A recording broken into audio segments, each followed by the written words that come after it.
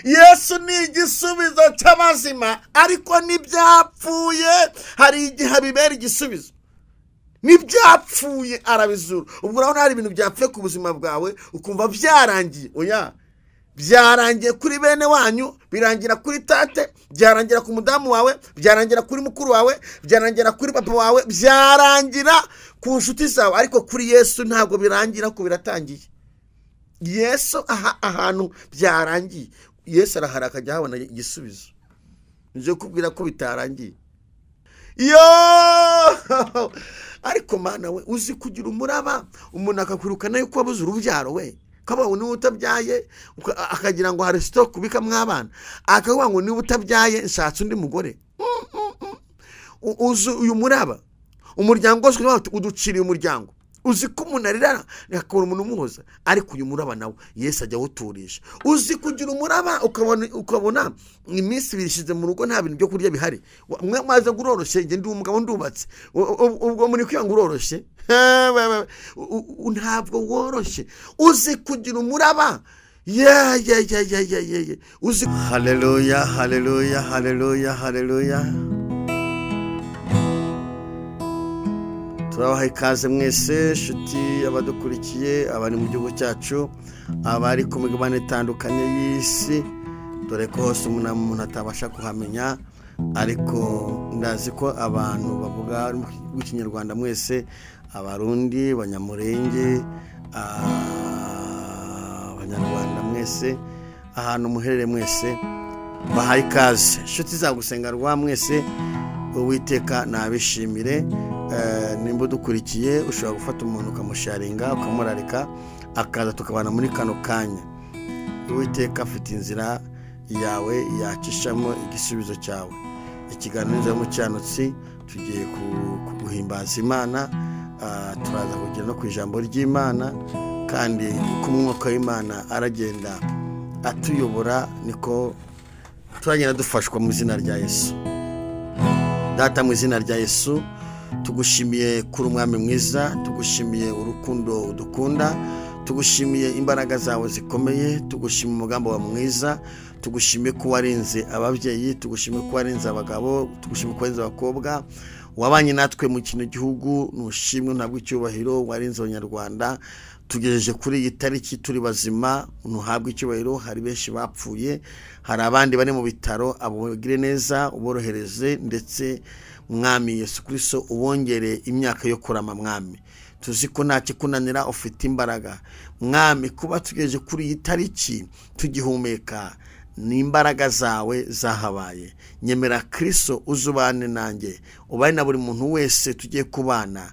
Reka mwami umuntu tugiye kubana kuva dutangiye kugeza dushoje umushoboze, umuhe umwanya ndetse umuhe n'imbaraga.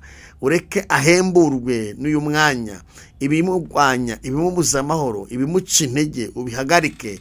Ureke umuremere ibihe byiza, kandi mwami Yesu Kristo imbaraga zawe zimube hafi muri byose, mu izina rya Kristo wa Nazareti, amen. Yesu niwe gisubizo cy'ibibazo byawe. Humura, Yesu niwe gisubizo cy'ibibazo byawe. Humura, Yesu niwe gisubizo cy'ibibazo by'isi. Nta wundi niwe gisubizo. Yesu niwe gisubizo cy'ibibazo byawe. Nta wundi ni Yesu. Haleluya. Niwe mwami w'abami, niwe mwami utajya uhinduka. Niwe mwami w'abami, utajya uhinduka. Niwe mwami, umwami w'abami, yoyoyo, niwe mwami utajya uhinduka. Niwe gisubizo cy'abari mu isi, niwe nta wundi. Niwe gisubizo cy'abapfakazi, niwe nta wundi. Niwe gisubizo cy'imfubyi, niwe nta wundi. Niwe gisubizo mwami wanjye, ni wowe nta wundi. Haleluya.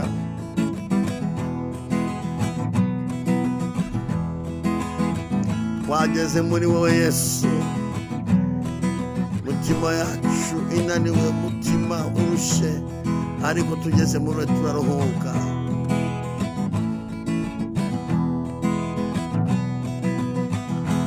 Wamenyaga agakiza kawe, tuguhungiyeho uraturuhura,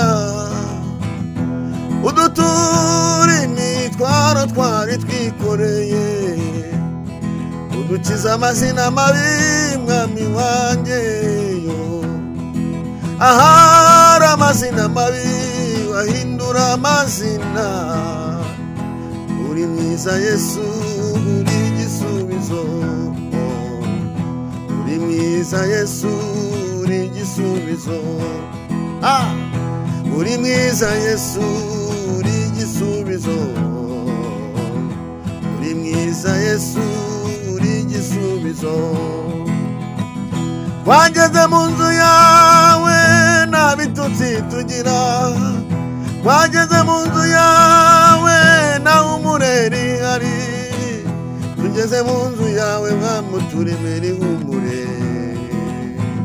Ni wowe gisubizo mwami wanjye, tugeze mu nzu yawe mwami we uturemera ihumure. Ni wowe gisubizo mwami wanjye, tugeze mu nzu yawe mwami we uturemera ihumure. Ni wowe gisubizo cy'ibibazo. Twageze mu nzu yawe dukira amarozi, twageze mu nzu yawe dukira za karande, twageze mu nzu yawe udukiza imijugujugu y'iyi si, uduhishira muri iyi si kandi tuyituyemo. Ni wowe gisubizo mwami wanjye we, ni wowe gisubizo narakwiboneye. Waduhishiye muri iyi si tuyituyemo, ni wowe gisubizo mwami wanjye. Ni wowe gisubizo cy'ababyeyi, iyo byabacanze bahungira muri wowe mwami we. Ni wowe gisubizo Yesu we, ni wowe gisubizo narakwiboneye. Ni wowe gisubizo mwami we, ni wowe gisubizo narakwiboneye. Ni wowe gisubizo cy'abagabo mwami we, ni wowe gisubizo cy'abasore mwami we. Ni wowe gisubizo mwami wanjye weyo, ni wowe gisubizo narakwiboneye. Mwami mwiza ushimwe, ni wowe gisubizo mwami weyo, ni wowe gisubizo narakwiboneye. Ingumba zitabyara zageze muri wowe, zihageze byabacanze ubatura umutwaro w'agahinda. Ubaha abana barahetse ubu naguwe neza muri wowe, ni wowe gisubizo mwami wanjye we, ni wowe gisubizo twarakwiboneye, ni wowe gisubizo mwami wanjye we, ni wowe gisubizo narakwiboneye, ni wowe gisubizo, ni wowe gisubizo narakwiboneye, ni wowe gisubizo yo, ni wowe gisubizo mwami wanjye we, ni wowe gisubizo narakwiboneye. Haleluya! Imana ishimwe, Imana ishimwe. Iyi ndirimbo iravuga ngo ni igisubizo. Niwe Yesu niwe gisubizo, yaje kutubera igisubizo mw'abantu b'Imana. Iyi ndirimbo nyituye abantu mwese munkurikiye ndetse nawe uzayireba. Iyi ndirimbo izuba ku mutima wawe. Yesu azakubera igisubizo. Niba utaranakizwa, umunsi uzakizwa, amahirwe uzagira ugakizwa, Yesu azakubera igisubizo.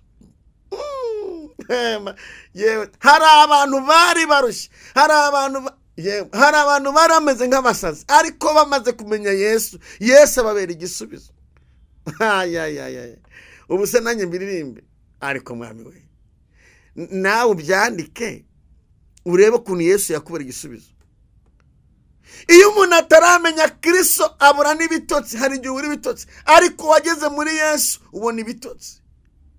Uzi kugira muri Yesu, Yesu akagukubita urukingo rukwibagiza ibibazo, ukaruko gake kumva umunyengo w'umwuka wera. Ndafashwe. Ndifuriza umuntu wese unkurikiye wese kugira ngo Yesu azakubera igisubizo. Hari ababera igisubizo, hari abapfakazi, hari imfubyi, hari we nanjye. No muri aya mezi asoza umwaka, Yesu akubera igisubizo mu izina rya Yesu. Yesu araza akakubera igisubizo, abantu baguhanze amaso. Ageze akabera umuntu igisubizo, ubuzima bwagucanze. Yesu ashobora kubera igisubizo, abantu bagutaye, agahita gutoragura. Uyu mwami, uyu Yesu wabereye igisubizo, umupfakazi yapfushije umwana we w'umuhungu we yapfuye byarangiye mw'abantu mwe. Abahambyi bagiye kwirimbi gucukura imva ngo bamushingure, bashingure umuhungu, abakina ku mubyimba bari gukina ku mubyimba, abashungerezi bahari. Uyu mugabo Yesu, Yesu agafata urugendo, Bibiliya igaragaza hano yaragiye. Afata urugendo, icyaba ngo Yesu afata urugendo agusure mu izina rya Yesu. Afata urugendo. Yesu ni igisubizo cy'abazima, ariko n'ibyapfuye hari igihe bibera igisubizo. N'ibyapfuye arabizura. Ubwo urabona hari ibintu byapfuye ku buzima bwawe ukumva byarangiye. Oya, byarangiye kuri bene wanyu, birangira kuri tate, byarangira ku mudamu wawe, byarangira kuri mukuru wawe, byarangira kuri papa wawe, byarangira ku nshuti zawe, ariko kuri Yesu ntabwo birangira, ko biratangiye. Yesu ahantu byarangiye, Yesu arahara akajya habona igisubizo. Nje kubwira ko bitarangiye. Uyu mudamu ga byari byarangiye, bikoreye umurambo. Abahambyi bagiye gushaka imva, bari gucukura imva ngo bagere ku irimbi bamushingure. Ahura na Yesu, araba ngo nimutubure, baratura bashyira hasi, shyira hasi kiriba bamushyire hasi. Atavuga ati ndi igisubizo. Yesu areba umudamu ujya babaye, aravuga ati mudamu, sinakuvandira mwaho, ari wowe wenyine ugira. Reka ngo kiza gasuko k'abantu. Uburyo umuntu yapfushije, bamwe barabara, ariko aratata wa niyumve, nawe niyumve. Hari igihe banagushungera kugira ngo none ikigezo kirarijyane ko gisunitswe na mwene wanyu, cyangwa se no mu nzu y'Imana yagisunika, kajya kuva kimwe kiragenda kikinjira no mu rubavu. Ariko icyo nkundira Yesu we, haleluya, agutungurira abari kukunyega we. Yesu we arabana abahanuza bwakire we. Icyo nkundira Yesu ajya dutungurira abantu bari kutunyega, ajya dutungurira abantu baguhanza amaso we. Yayiwe mwami we, nta magongo nawe ngushiremo Yesu wese. Icyo wakoze nuko watwihishe gusa, ntutwireke ngo tukubone ugenda kakano kanyu kabere mu ijuru ryawe uri muri twebwe. Ariko Yesu ajya dutungurira abashinyaguzi we. Abantu bagushinyaguriye Yesu ajyaza agakora imirimo n'ibitangaza. Ko fashijwe cyane. Ariko mwami mise niba kutuntu yemwe bantu munkuriki ndagira ngo ukanguke wumva aya makuru. Yesu ajya gukiza, kandi hari umuntu Yesu agiye gukiza, hari umuntu Yesu agiye kuruhura, hari umuntu Yesu agiye gukiza abamunyega. Umuntu arakunyega kajya gusuzugura, kajya bwatawa nawe yakumva. Abahambyi, abaherekeje umurambo, abawikoreye, abashenyaguzi, abagiye gucukura imva, abo bose Yesu bagiye kubona akoze ikinyuranyo. Ariko Yesu we nuko mpamagurutse ahita, sinzi umuntu Imana igiye kurengera, sinzi umuntu byari byacanze, ariko ndumva ubuhanuzi bunyemeza ko hari umuntu Uwiteka agiye kurenganura muri aya mezi. Sinzi uwo ari we, ariko hari imbaraga z'Imana zigiye kuza ku buzima bwawe zitesha agaciro amajwi akuriho. Ngo bagiye kubona abantu navuze ngo Yesu ahita afata ngo ati haguruka bagahungu we, ihagurukiye wa muhungu ngafata umwana muhereza nyine. Abahambyi bagiye kwirimbi, bahambye iki? Bahambye imitumba. Bahambye imitumba, bahambye isina, bahambye iki? Murabizi abari bagezeyo bagiye gucukura imva, bahambye iki? Abari bari kumuryanira n'inzara se byagenze bite? Imana ikurinda abakarabyi bashaka gukaraba, bakaraba ibibazo byawe, biteguye gukaraba. Iyo umuntu ageze kwirimbi barakaraba gutya. Imana ikurinda benda gukaraba bati tse twabona. Yesu ni mwiza, adukiza ibyago n'amakuba. N'uwanutse yageze kwa Lazaro imva yitse yamaze kwika, imaze iminsi 3 imaze kwika. Ahageze rekotre fay, ahageze baravuga ati ubu nibwuje, no kunu wari inshuti ye ubu nibwuje, uburaje. Nibyanutse uyu mwami Yesu ajya abitegeka bikagira ubuzima. Ahageze ndaje mabwira ikintu yakoze. Ndashaka kuva kano kantu ntaga abantu bajya kuroka vuga, ariko kumve neza. Ahageze hari ikintu yakoze gikomeye. Kuzura umuntu ntanukira abantu.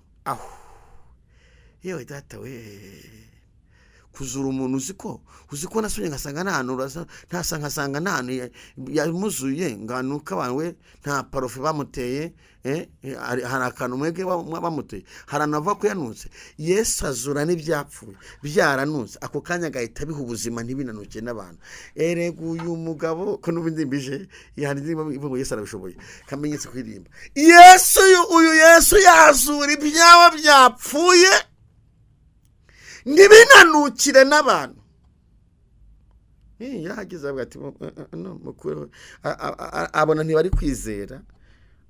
Yesu arizwa nuko batari kwizera, bagira ngo arijwe nuko amukunda, bati amukundaga nararize. Kuyerizwa nuko abantu batizera.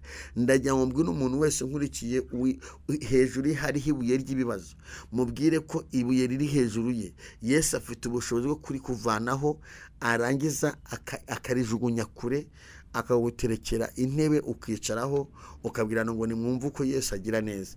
Yesu kandi kizakubwira ko Yesu azaza mu buzima bwawe. Uzabaho uri mu ntambara, ariko intambara ntizaguhitana. Uzajya ugenda ubisimbuka. Ubwo utarapfa umenye ko Imana igiye kuzakurengera.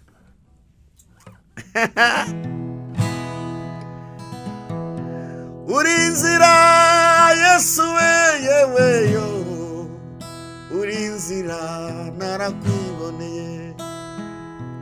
Uri inzira itameze nk'iy'abantu, ni wowe nzira y'ukuri n'ubugingo. Uri inzira Yesu we yo, uri inzira narakwiboneye. inzira itameze nk'iy'abantu, uri inzira y'ukuri n'ubugingo, ni wowe nzira,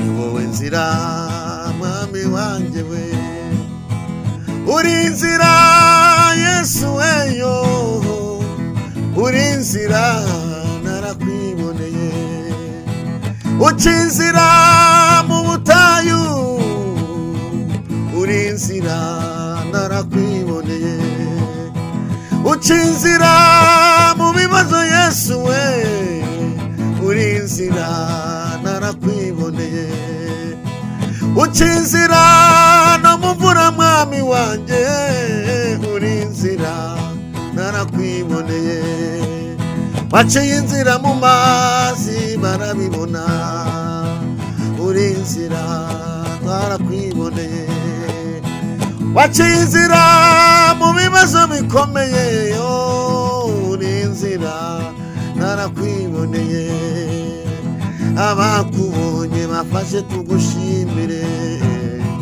abakubonye bafashe tukuririmbe, uri inzira mwami mwiza yo, uri inzira barakwiboneye, waciye inzira mu nyanja baratambuka, uri inzira narakwiboneye, waciye inzira muri gereza iraboneka, uri inzira narakwiboneye, uri inzira yewe Yesu we yoyo, uri inzira narakwiboneye, no mu banzi bacu ujya uhaca inzira, ahatari inzira hakaboneka inzira, mu bidashoboka ujya uhaca inzira, uri inzira narakwiboneye, yewe no mubanzi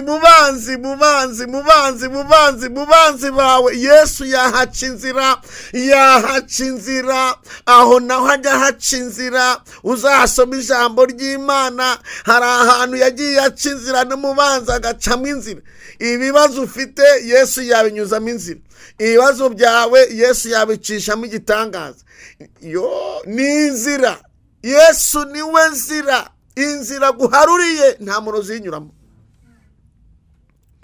Aho ubwo murambwa ngo ntabwo ndi gusoma ijambo, umva mbabwire, Yesu niwe nzira, inzira guharuriye, inzira haruriye umuntu nta murozi yinyuramo. Iyo guharuriye inzira umuntu wese aravuga ngo ni Yesu uyiharuye. Hura na Yesu mu izina rya Yesu. Ndafashijwe mwami wanjye we. Kasobi Zaburi 93 turasoma ku murongo wa 4. Mutaza kuvuga ngo sinasomye nkomeze manure, uyu munsi n'ubuhanuzi.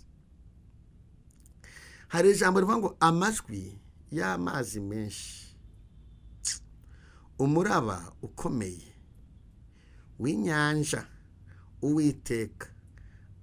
Uwiteka ubiri hejuru abirusha imbaraga. Umva mbabwire, umuraba, amazi w'inyanja, ibikomeye byose bikuriho byose uko byaba bimeze kose, umwami Yesu abirusha imbaraga. Intego y'ijambo ry'uyu munsi iravuga ibikwicariye Yesu agiye kubyicarira bidatinze. Ntabwo nzi ibikwicarira ibiki. Ibintu bikwicariye Yesu agiye kubyicarira bidatinze. Ubyandika ahantu ndabisubiramo nka 2 cyangwa 4. Ubu ni 2. Ibintu bikwicariye Yesu agiye kubyicarira bidatinze. Lela de kosika ene monde pa. Umuraba, amazi, iyo Bibiliya ivuga umuraba ikavuga amazi, abantu babaye ku biyaga, abantu babaye ku kivu, abantu bagiye mu mato, abantu bagiye hejuru y'inyanja, inyanja ibiteye ubwoba. Ariko kuba inyanja iteye ubwoba, ubundi mu isi hari ibintu biteye ikirere. Umuntu uri mu ndege arasenga akaniyeza, nubwo mugenda mu ndege, umuntu ugiye mu ndege wese aravuga ati Uwiteka ubane nanjye. Ahangaha nta butabazi upfa kuboneka vuba vuba, no mu nyanja nuko. Ariko aho hantu hose Yesu Kristo, Yesu twizeye, umwami w'abami, Sambi Tarumba, uyu mwami w'abami, ibyo byose abirusha imbaraga. Iyo avuze ngo arakurinda uri mu mazi, arakurinda. Iyo avuze ngo arakurinda uri mu kirere, arakurinda, kuko uwo twizeye abirusha imbaraga. Umuraba w'inyanja, umuraba ni umuyaga. Ubwato buri mu nyanja, umuraba ukaza, ubundi byo mwahashe mwashize mu bwato cyangwa se mwashize mu cyombo, kugira ngo mureko mwakoroherwa, ubwato bwakoroha, murafata mukabijugunya mu mazi. Ariko Yesu uri hejuru yabyo abirusha imbaraga, afite ubushobozi bwo guturisha umuyaga ufite. Iyo bavuga umuyaga mwumva ari umuyaga woroshye. Iyo bavuze umuraba mwumva ari umuraba woroshye. Uru ni urugero rw'ijambo rigaragaza ubutware n'ubumana n'ubushobozi Imana twizeye ifite mu mwana wayo. Kristo afite imbaraga zo guhagarika agasuzuguro kakuriho nta wabajije. Kristo afite imbaraga zo kugukiza umwaku nta muntu abajije. Kristo afite imbaraga zo guturisha umuyaga uri mu buzima bwawe nta wabajije. Uyu mwami twiseye afite ubushobozi bwo guturisha urupfu bakubwiye ko rwaje, banakubwiye ko wiyeza akaruhagarika nta wabajije. Ntabanza kubaza ngo se mukize, oya, abirusha imbaraga.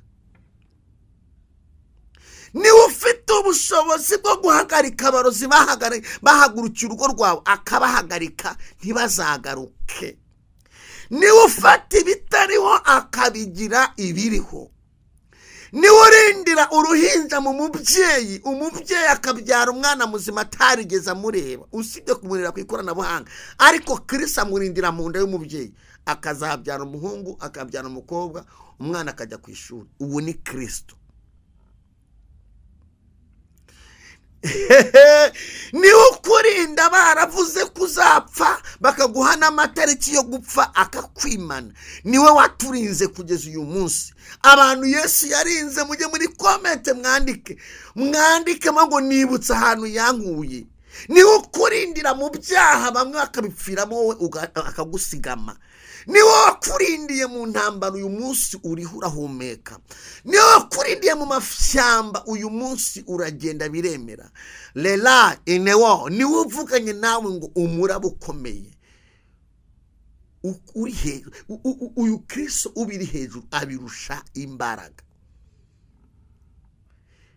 Yesu ni inzira itanyurwamo n'abantu abari bo bose. Uyu mwami Yesu niwe nzira, kandi inzira ye nta museviri uyinyuramo.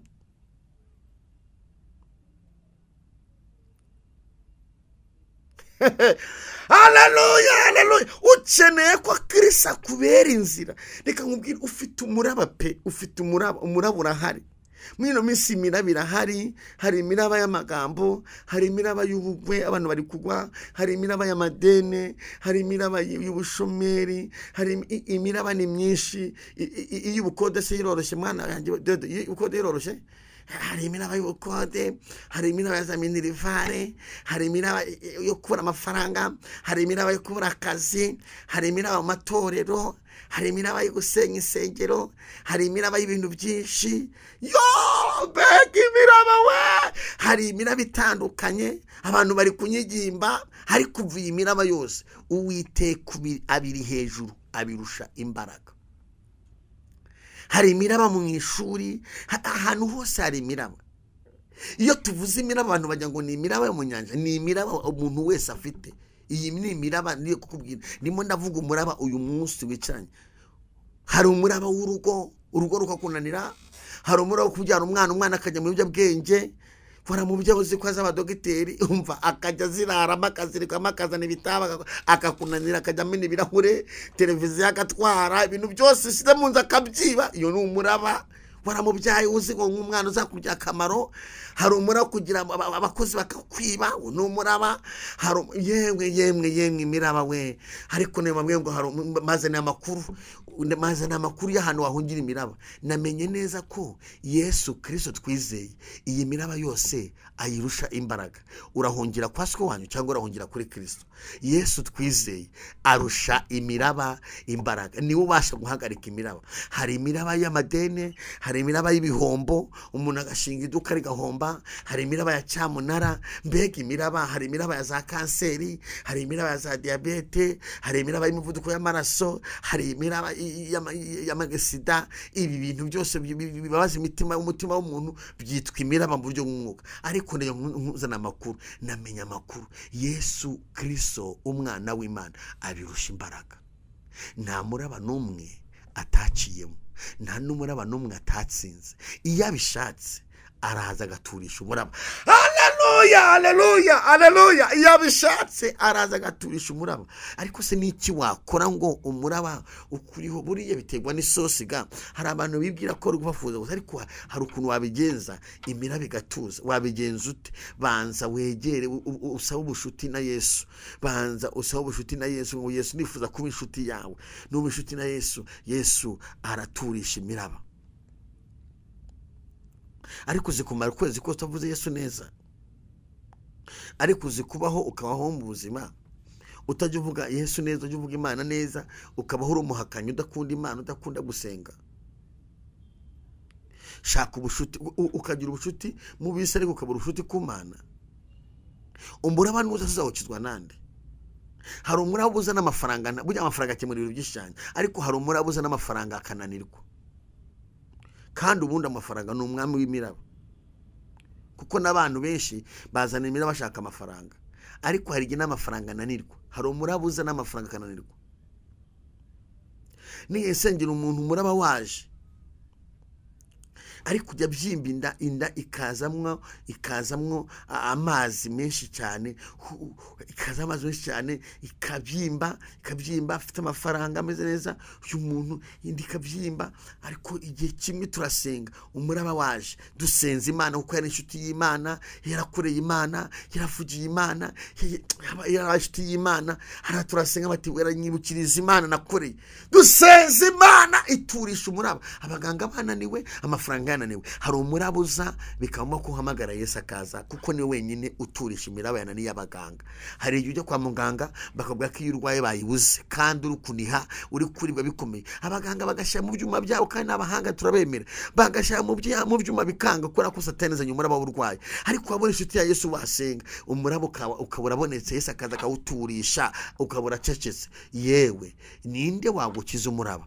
Ufite umuraba ukuriho, ariko Yesu ajya abasha guca inzira. Namaze kwimba ngo Yesu uri inzira. Yesu niwe nzira, niwe uharura inzira, abantu bose bakayibona. Ninde muntu waguharura inzira mu muraba? Ni Yesu wenyine. Uyu mugabo Yesu yageze mu mazi, yageze ku muraba w'inyanja, inyanja iratuza. Wowe ukwibwira yuko ninde waturisha ibiri imbere yawe? Ninde muntu afite urusakuza? Abantu benshi afite urusaku, ariko nkubwire ngo urusaku ufite ni Yesu wenyine wakubera igisubizo. Ariko Mana we, uzi kugira umuraba, umuntu akakwirukana yuko wabuze urubyaro we, kabaho niba utabyaye, akagira ngo hari stock bikamwe abana, akavuga ngo niba utabyaye nshatse undi mugore. Uzi uyu muraba, umuryango wose uduciriye umuryango. Uzi ko umuntu arira akabona umuntu umuhoza, ariko uyu muraba nawe Yesu ajya awuturisha. Uzi kugira umuraba ukabona iminsi bishize mu rugo nta bintu byo kurya bihari, mwe maze nguroroshye, nge ndi umugabo ndubatse, ubwo muri kwanga uroroshye? Ntabwo woroshye. Uzi kugira umuraba uzi kugira umuraba bakakubwira ko bajya gusohora mu nzu muri kugura n'umuntu arambwira ati ibintu byanjye bisohoye hanze biri hanze urambwiriye he mana ndamubwira ni icyo nzi cyo nuko Yesu aturisha imiraba njyana kuri ibyo bintu dusenge ngezeyo kumbi ninjyanye Yesu ngo nturishe umuraba hari uyu mugabo yazajya akora udutendo mw'abantu yenyine ngiye gusenga nifite uduhumbisha na mufuka mvuga ndafashwe meze neza umuntu aranjyana asanga ibintu byambaye babisohoye ndetse ameze nangati ni ibihumbishana urumva basohoye nambya amezi 2 ubwo urumva n'inzu yitwe ntangiye ubuzima urumva ariko nayo bari muzengerejemo gice hanze ariko abatewe n'undi ririmbira niwe nsenga niwe nkorera ibintu bikibimbayeho ndi gusenga umuka Imana nama ngo uwo nibara uwo n'ucyara ntagura wirukanisha amasengesho kora mu ikofi aravuga ni kwa Jenera Yesu ureke ati kora mu ikofi ndavuga ko samugani kusumama kubizi ko ari ufite hano mu ikofi ati koramo cyawe muraba nkoramo umuraba uva mu nzira arambwataye we ati Mana yanjye we ati nkubitiye umuraba hari igihe wibwira ko igitangaza cyawe kirava kuri bene wanyu gishobora guca n'ahantu utatekerezaga ukabona Imana iragutabaye umuraba ukomeye ukumeze kose Uwiteka awurusha imbaraga uyu mwami Yesu awurusha imbaraga ndagira ngo ndari ku muntu wese ufite umuraba umuntu ufite intambara umuntu ufite ibibazo umuntu ufite uburwayi umuntu ufite ibintu byahagurutse mu muryango we yakime bikanirana yitegure mu kanya tugiye gusenga Imana Uwiteka turisha umuraba uri ku buzima bwawe umuntu warwaje indwara ikanga umuntu wakoze bikanga umuntu depoza akabura akazi umuntu wabuze ibyishimo uwo rushaka ibyishimo ntabibone ndamuraritse mu kandi kanya niba ufite n'umuntu w'inshuti yawe murarikaze dusengane muri kano kanya twinginga Imana tuvuge ngo tumenye neza ko ari wowe uturisha umuraba reka mabwize ukuri nibyo ijuru tuzarya ariko wajya mu ijuru uri kwifuza n'icupa ry'amazi nturibone kwifuza n'icyaha mbabwiye ngo murajya mu ijuru kika niba rya Kamonyi ujya mu ijuru se Imana imanzi igabanya umusonga ku buzima bwawe imibare ni ibihekane reba imibare uguteranya kuntu imeze reba kuntu imibare yabaye ibihekane reba agahinda ufite reba ubwo ufite ubwo ngubwe ngo nguzamure ngo ujya mu ijuru ni irya Kamonyi wajyamo ntabwo ari irya Yesu agomba kubanza akagabanya imisonga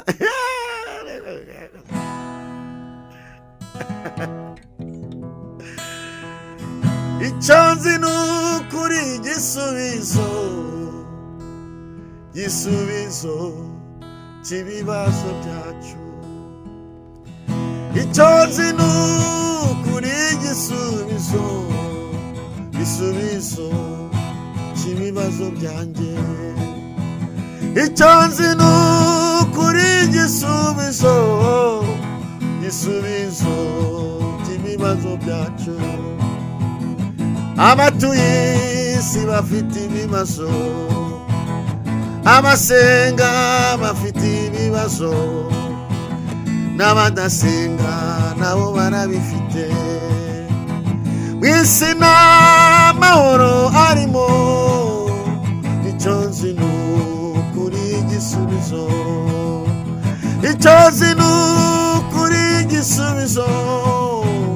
cy'ibibazo byacu we abantu benshi bafite ibibazo icyo nzi nuko wabikemura mwami isi ifite ibibazo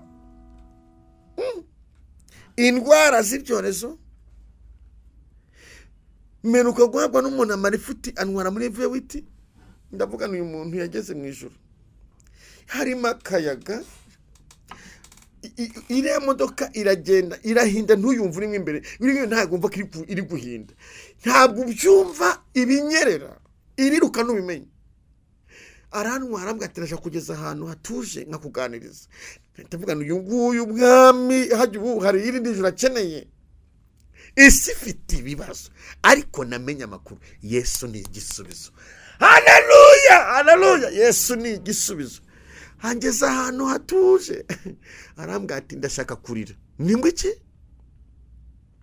nyemerera ndiri nase uyu nguyu arezwa niki ati ndashaka kurira bambwiye kubitega bana amatwi unyemerere ndire unega amatwi umvira amwe ngo narire ujye ukora ku bitugu ugire gucya umuhumurize atangira rero ngira ngo kuko nta ngira ngo ari gukina koko atangira ati arasepfu atangira kurira nange ndatangira nkajya muhumuriza gutya uzi ko hari umuntu cyane umuntu ngo Yesu arabukunda uzi ko umuntu ararira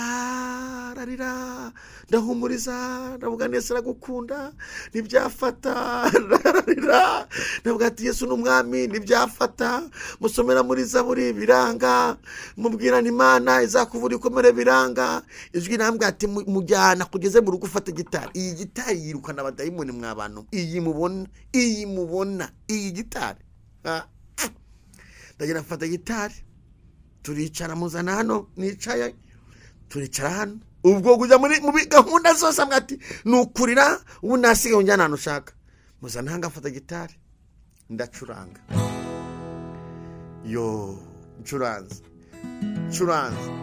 ararira ajya none wajyana ariko birangira ari kuzura umwuka wera nsanga Yesu ni igisubizo arambwira ngo mu buzima bwe amaze imyaka 20 n'ubwa mbere yishimye n'ubwa mbere anezerewe ntabwo yajyaga anezerwa iremwe barokore mbabwire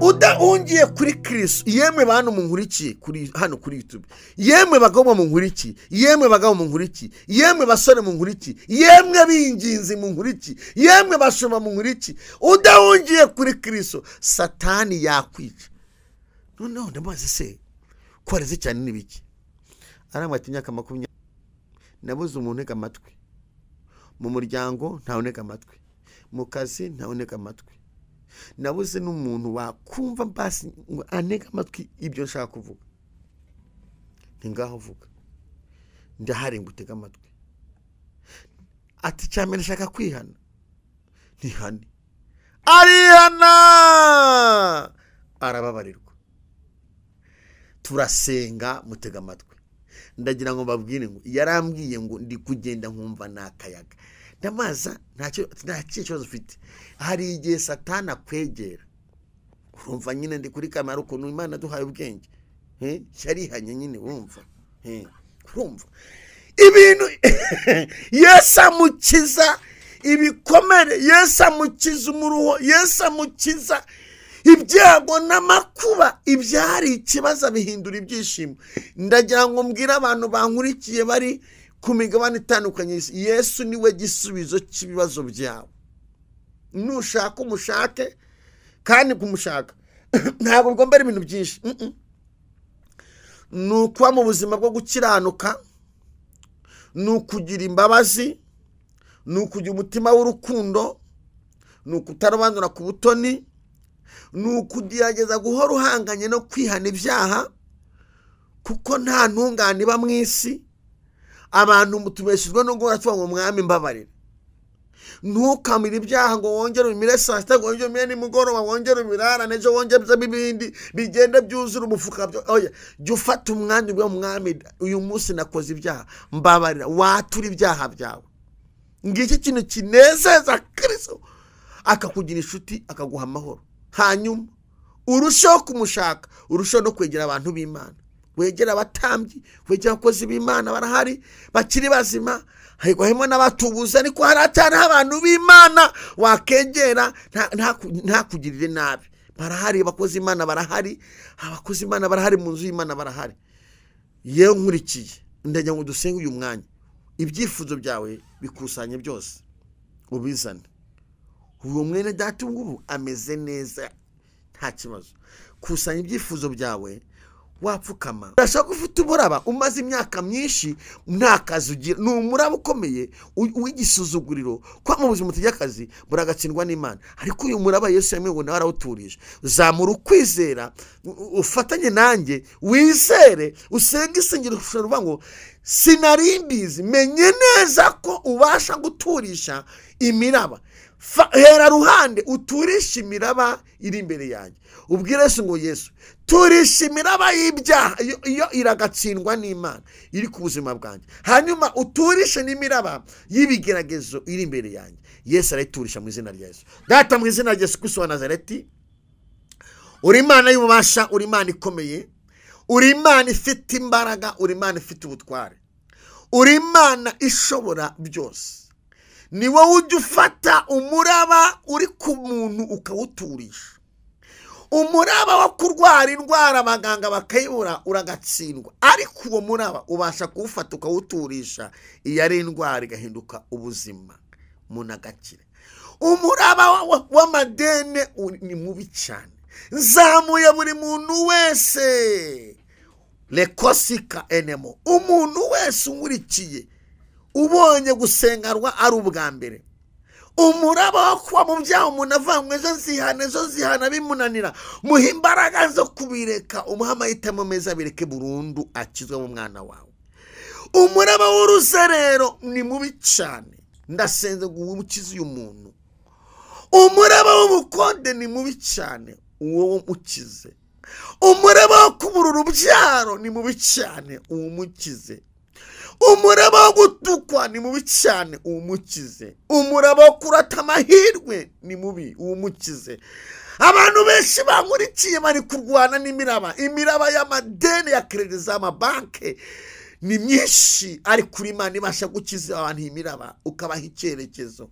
Urayikiza umuntu ukamuremera ubumero, ukamuremera inzira, ukamuremera icyerekezo, ukamuha igikundiro, yasabaga ahabwa, yakomanga agakingurirwa, hagiye kudepoza akazi akakabona. Nasengeye umuntu wese unkurikiye, umubyeyi, umugabo, umusore, umukobwa, urubyiruko, ibi byifuzo ndabizamuye Mwami, ngo urwane n'iyi miraba, kuko niwe wenyine uyirwana, ukayirwanya, ukayihagarika. Umwana w'umuntu arayirwanya ariko ikamunanira, ariko wowe uri Imana iturisha imiraba, nayo yayindi yo mu nyanja warayiturishije. Uturisha imiraba yari imbere z'abantu, mu izina rya Yesu Kristo wa Nazareti, amen. Umwuka wera abaye na buri muntu wese, umuraba ufite Yesu awuturishe, kandi ntiwigire nabi. Mu gihe ugihumeka hariho ibyiringiro ko nawe watungurana, ugatungurana ubwira abantu ngo Yesu hari ibyo yakoze mu buzima bwanjye. Ijambo ry'Imana akagaruka. Bye bye.